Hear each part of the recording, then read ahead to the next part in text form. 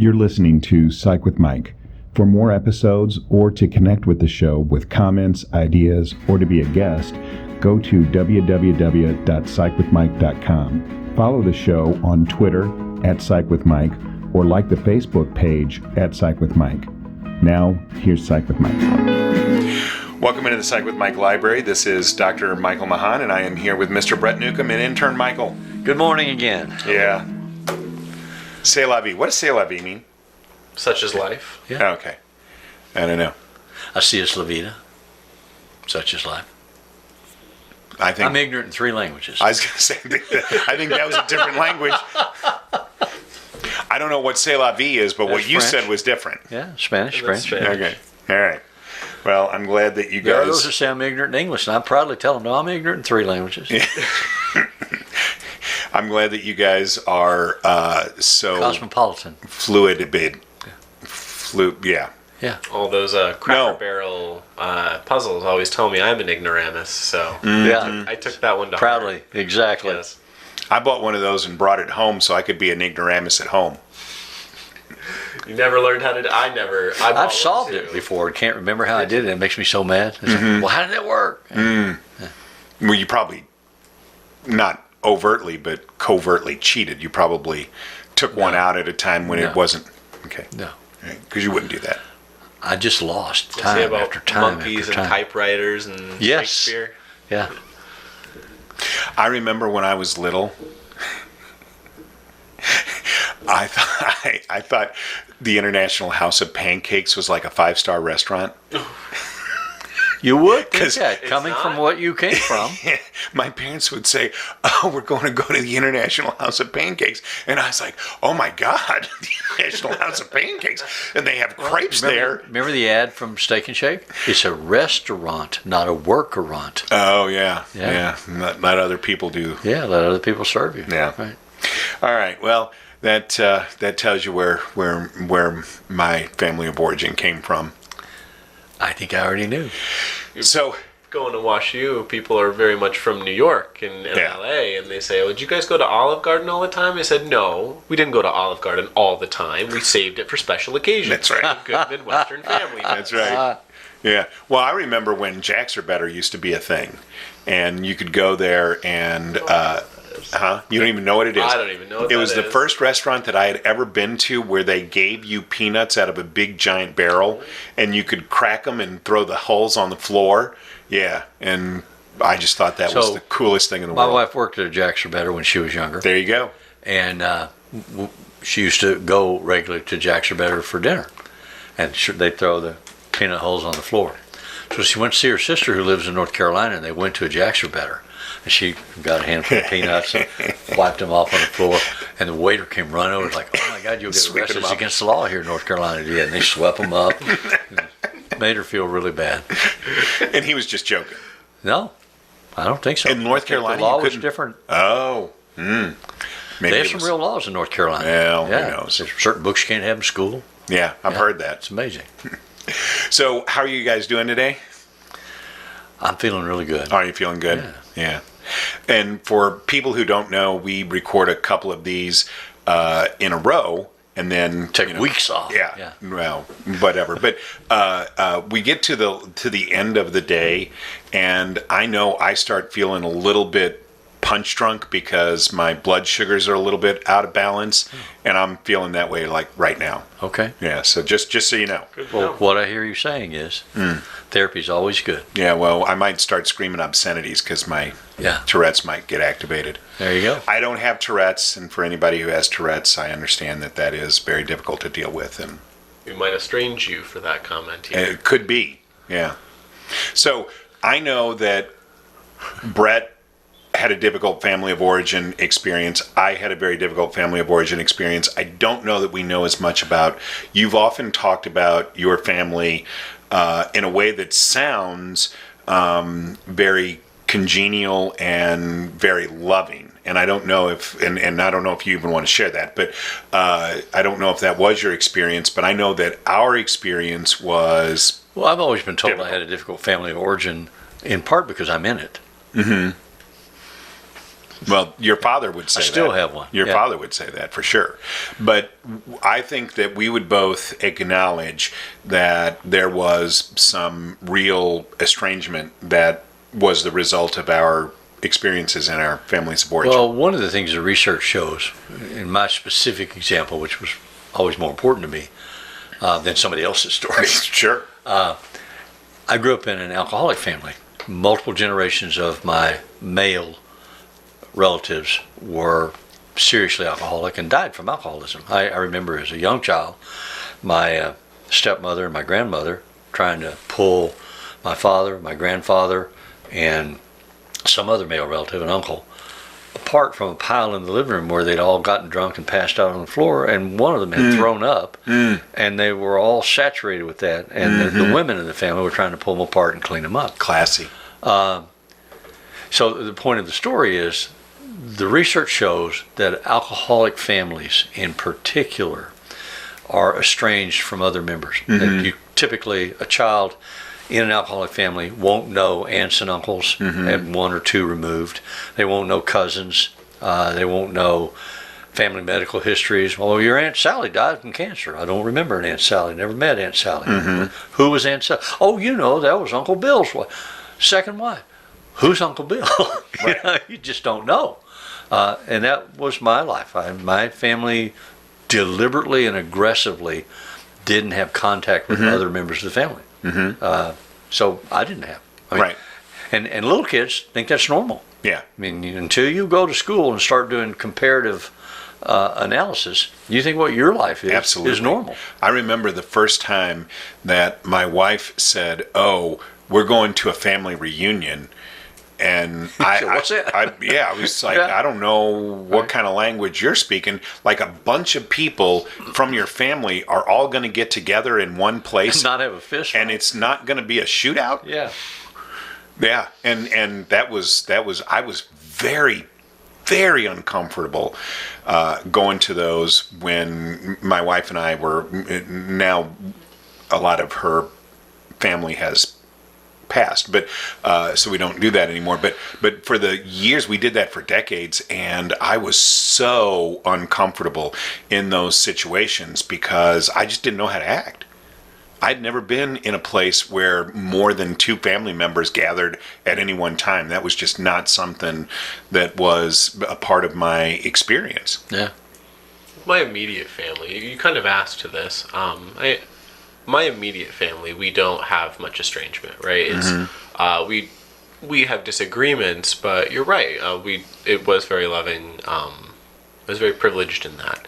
I do have some extended family that are a bit more estranged, and what's interesting to me here is that it's difficult. I find it difficult for my parents, my immediate family, to go through with that estrangement process. I find my mom finds it difficult to separate herself from some of her relatives that really deserve the separation. Right. And it's not a great situation there. So I'd be interested to talk about how that works as well. How you live with. I'm not sure what the question was. Yeah, well, you're saying that your family just didn't get together in those spaces. And my experience has been there are long-standing traditions for our families to get together at certain times, like Christmas or Thanksgiving.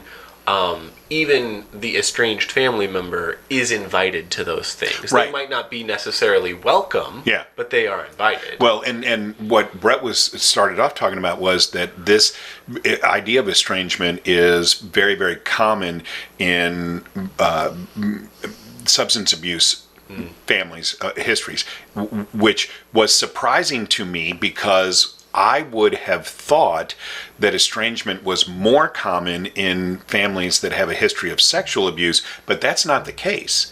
in those situations, it appears that the family remains tightly bonded, and that the abuser is oftentimes, like you're saying, the estranged person is oftentimes invited. The abuser is oftentimes invited, and the victim. And then what we end up dealing with is, how do you process that? How does a victim in those situations come to we were talking before about clarity, to a point of being able to make a decision based on clarity that's intrinsically a part of what they believe about themselves, and not feel guilty about that, right? But one of the things they learn to do is dissociate. Right. You go into a situation that's fraught with danger or unacceptable expectations. Lights are on, nobody's home. You learn how to do that as a child in those environments. And so if you have to go to dinner where your abuser is sitting across the table from you, and it's still an unacknowledged, maybe known but unacknowledged secret within the family, you just go away somewhere. You're sitting at the table, you're having dinner, you're making conversation. Yourself has gone inside a shell until it can safely come back out once you've left the confines of the get-together. Right. And so I'm not sure if that was an answer to the question that you asked. It is. Okay. And, what I now am thinking in terms of is connectedness is such an inherent part of good human development, that when you live in the estranged relationship, what are the consequences of that? What are people who live in an estranged environment who don't recognize that there's an alternative? It's the pattern by which they live. I think we were talking before we started this morning, something separate, but I think is connected here. The workforces that have gone to work from home, and now corporate systems are starting to say, well, you need to come back into the office. And the HR departments are starting to say, oh, it's really important for the reality of the corporation to have people come in. Now, some of that's because the corporations want to put keyloggers on your computers and know how productive you are and how busy you are. But some of it is because the younger generations are starting to demand some sense of community commitment and involvement and standards for the corporation, not just making a profit. And then I've been reading a lot the last year where psychologists and social researchers are starting to say there's going to be a real problem down the road for these isolated employees in terms of having friendships and relationships and commitments to the community at large, if they all just retreat into their home or their work room or whatever it is, and they don't make interpersonal relationships.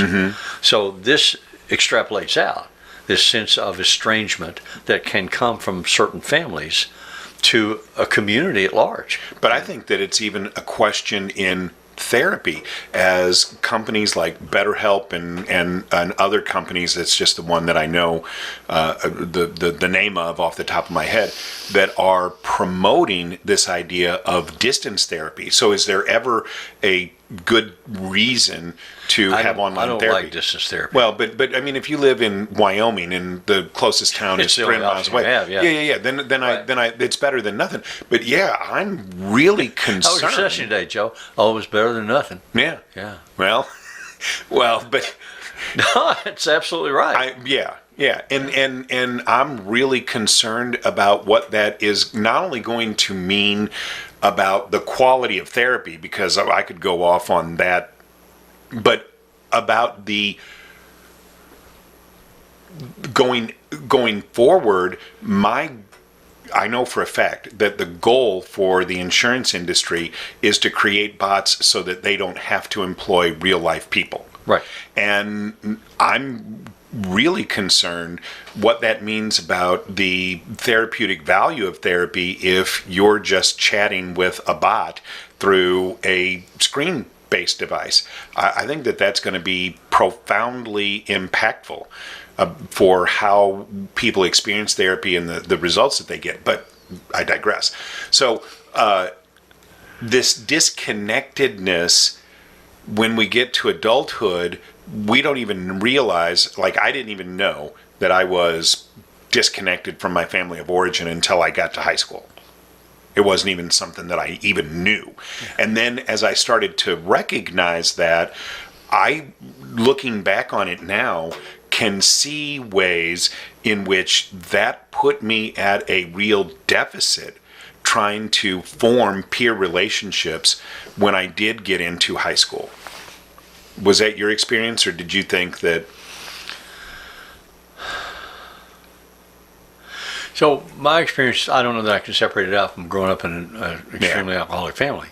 The messaging from my family was the looking good family. Mm-hmm. We have to have certain images in the community that we don't violate.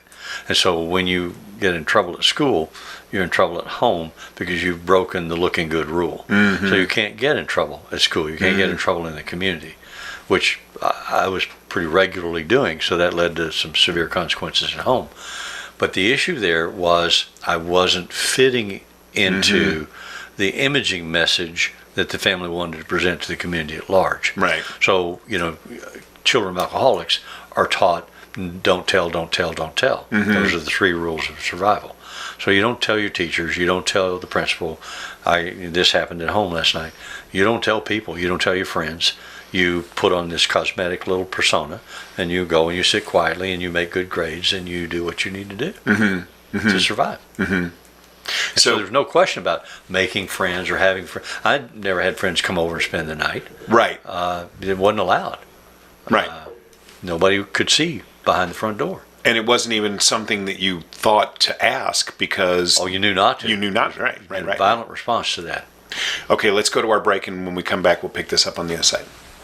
One of the reasons that I want to participate in this show is because it gives me an opportunity to clinically review my understanding of what therapy is and how it works, especially for the consumer. Mm-hmm. So my hope is that we will find conversations that broaden my understanding of that. And my hope is that we do that in a way that is useful but also entertaining for people, so that they want to listen, not only because they're getting good psychology information, but because they just enjoy the show.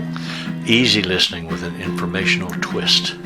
So that's a new tagline. They're not sitting there going, huh? Easy listening with an informational twist. I'm really good at this. I'm a professional. You're a professional. If it's Friday, it's Psych with Mike. Okay, we're back. So, I definitely believe that I can recognize that when I got into high school, that I was not equipped with the skill sets to be successful socially. And I attribute part of that to this idea of estrangement. I mean, obviously, also it's difficult to say, was it the estrangement or was it the behaviors of the alcoholic family that led to the internalization of inaccurate messages about how to act in society?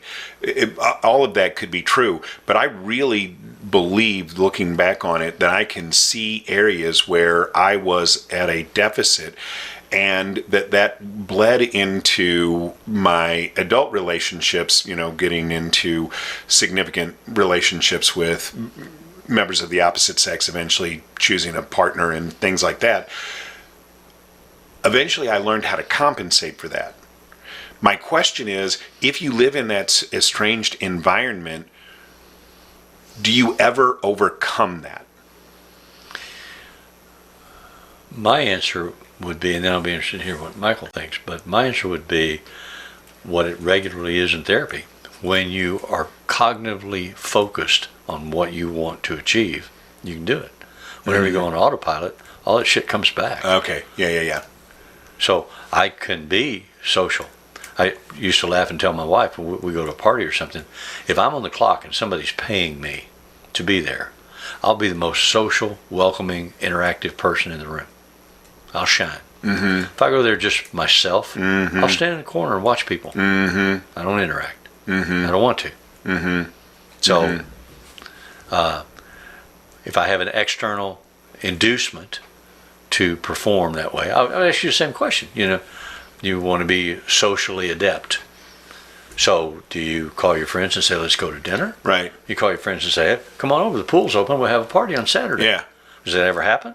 I mean, and I don't expect an answer. No, yeah. Those are the kinds of questions that I would ask. Do you have a friendship base that's interactive and in and out of your house and in whose houses you are in and out of? Or do you just have some friends that on formal occasions you can get together with maybe 3 times a year? How does that work? And I'm not asking you the question for you. I would ask it of me, same thing. But my experience, what we do is we find women who will do those things for us, and we get to ride the wagon. But then my question, so then I guess what I would think is then, if the answer to those questions that you just asked are no, not really. I don't really have that kind of interactive lifestyle. Does that matter? Are we? If the answer is yes, but then the next question is, well, why am I not one of them? Well, I don't think it's necessary.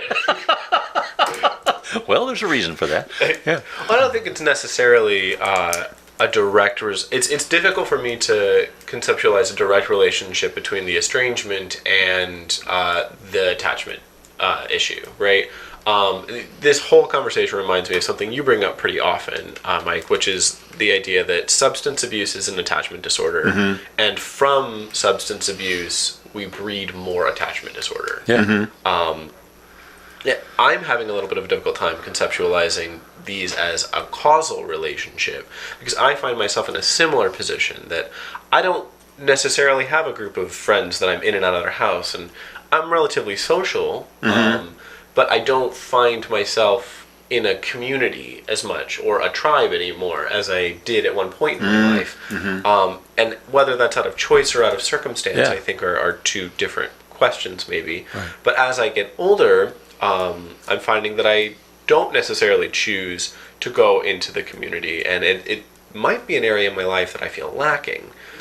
So I think it's difficult to say that is that something you ever really get over, was your question? Or compensate for. Do you just continually to compensate for it? I think that comes back to what do you want out of life, right? So it goes back to that clarity question that we were talking about before. Oh, yeah, that's a great point. What do you want? Yeah, so an extrovert may have a very different experience of that estrangement than an introvert. Yeah. And so can you be innately extroverted but live in an estranged environment, or will estrangement usually breed introversion? I think those are all really good, relevant questions. So is one an experiential reality, or one is a personality construct? Well, I think you also have to get back to the personality construct versus the experience. How much of the extroversion or introversion is a result of some other factor? Yeah. My father says that he doesn't like people and says that people creep him out. So he doesn't go to big social events or crowded areas. But he is a Sunday school teacher. He leads a class every Sunday. And he loves doing it. He loves connecting with people in the Sunday school class. And his hobby is amateur radio. He'll go in the basement and talk to strangers for 6 hours straight. People he doesn't know across the world. And then protest when I say, Dad, you really do like people. You just don't like social you don't like people in person. Yeah. You want to talk to people. Yeah. Clearly, because it's all you do. But you tell me that people creep you out. And he says, oh yeah, huh? Yeah, it's exactly what What do you know? And I wonder how much of it is the social anxiety that he experiences, because he also came from a looking good family. If he's behind a radio and a stranger, he doesn't have to perform. Right. He doesn't have to look good. Right. You have a face for radio. He also had very severe acne in high school, and so I wonder how much of that introversion was his experience. Right. Because it's clear to me that he does derive a lot of his energy from other people. Well, and I think that's a good point you make. People have some of those issues because of obesity or because of disfigurement of some kind that aggressively impacts their self-image and their risk-taking capacity for socializing. Right. Although I would point out that I believe Jung would say that introversion, extroversion is innate, and that whatever the social constructs are that cause you to present as more of one or the other. Yeah, they say babies are born with personalities. Yeah. And some of them are more open and engaging personalities, and some are standoffish. Yeah, and so if you like your father had bad acne, and then that caused him to internalize some introverted tendencies, that if he were really going for clarity, what he would find is that he might be more extroverted. But then that gets back, Brett, to what you talk about with the choose to or have to shoulds. Then he would be able to choose, do I want to continue to be more introverted, or would I like to explore? And it comes back to the question that we often ask in therapy: how much of a problem is this for you? How much pain does it cause in your life? Right. And do you want to make any changes here? You may be attacked by others for,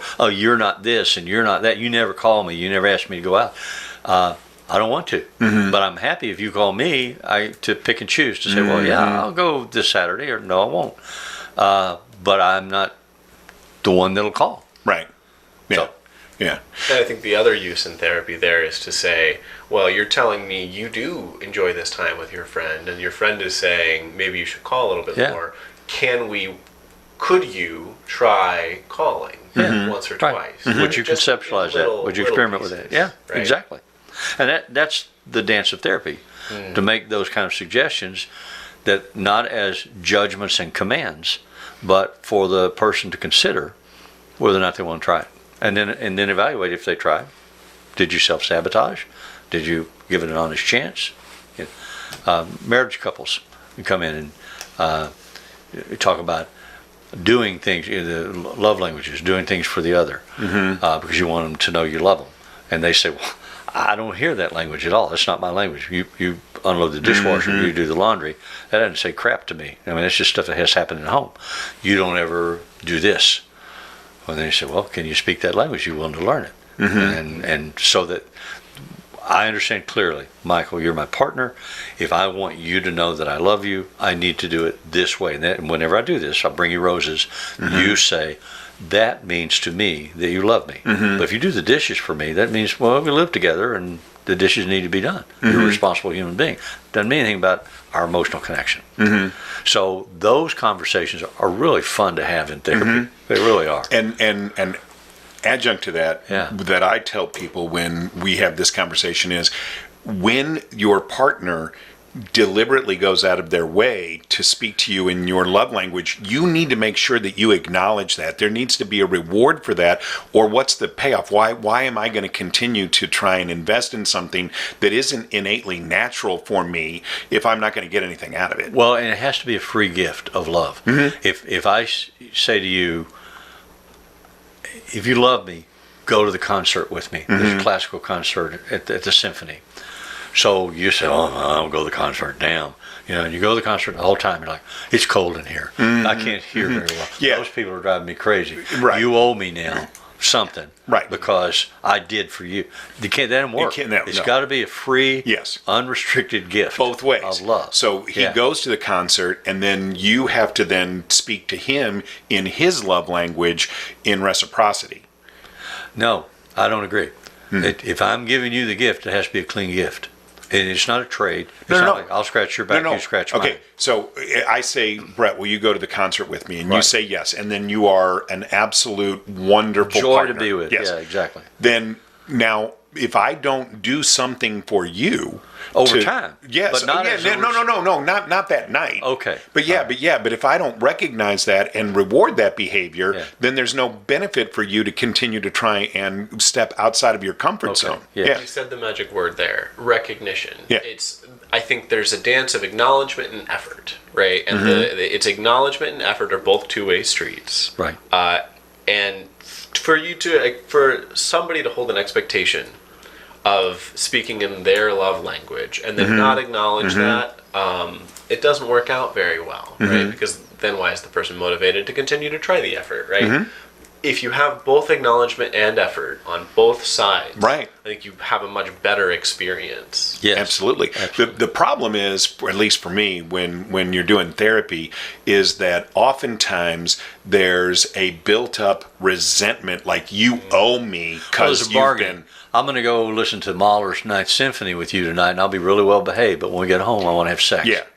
And If you don't give me that, then right, you didn't then- uphold your end of the bargain. Exactly. Wait a minute, I didn't promise I'd do that. And that's why you're saying it has to be a free gift Yes. of love without expectation. Yes. But you also have to think about if there's no recognition, then Right. there's no incentive I agree. to continue. Yeah, you still need to say when we get home, thank you for going with me. I had a lovely time, and I know that was an effort on your part. I appreciate it. That's good. But I can't have a reciprocal expectation that Right. you're going to bake me a lemon pie. you Yeah. know. Yeah. I guess. Now,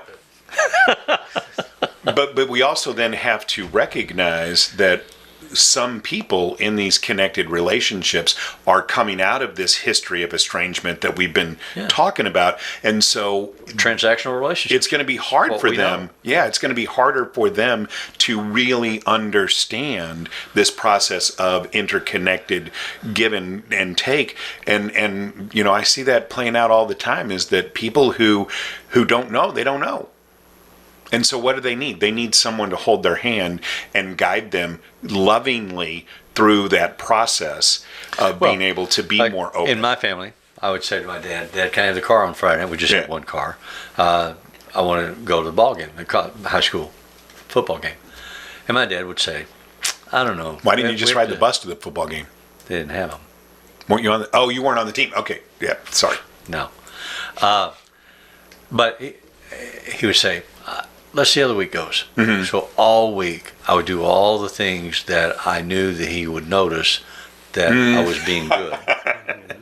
Trying to nudge him in the direction of saying, Friday, yeah, you can have the car. And then typically on Friday, I mean, it was always potluck. Sometimes I get it, but most of the time I didn't get it. And I believe my dad could see that very clearly and would at some point say, okay, that's the hook I'm going to hang it on. You screwed up here, so you can't have the car.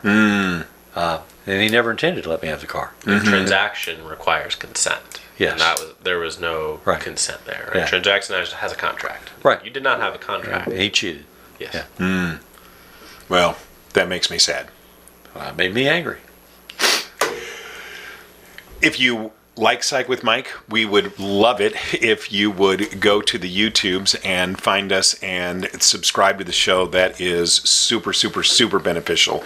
And in addition to that, you could go to Apple Podcasts. You could find us at Psych with Mike and leave us a comment and a rating. And if your comment is that you're very sad for Brett, then I would agree wholeheartedly with that. Sad about me, perhaps. Yeah, if you have questions, ask us. We know everything. And what we don't know, we make up. we would love to be responsive. We are always willing to answer any question that anybody has. And as Brett said, if we don't know the answer, we will find an answer. We'll Or have make an one answer. up. We will have an answer. The music that appears in Psych with Mike is written and performed by Mr. Benjamin DeClue. And as always, if it's Friday, it's Psych with Mike.